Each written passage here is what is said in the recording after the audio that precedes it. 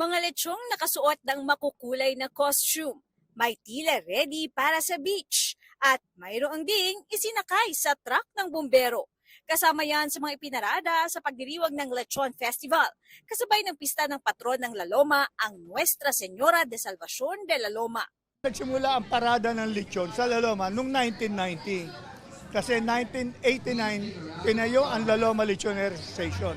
Pero nagsimula ang government-supported Lechon Festival noong year 2000.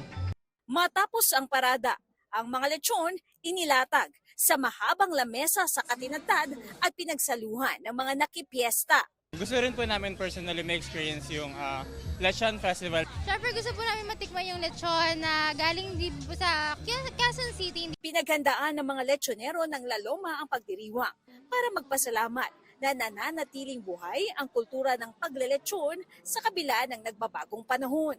Halos lahat ng buong lechoneros sumaman sa parada dahil sa tourism.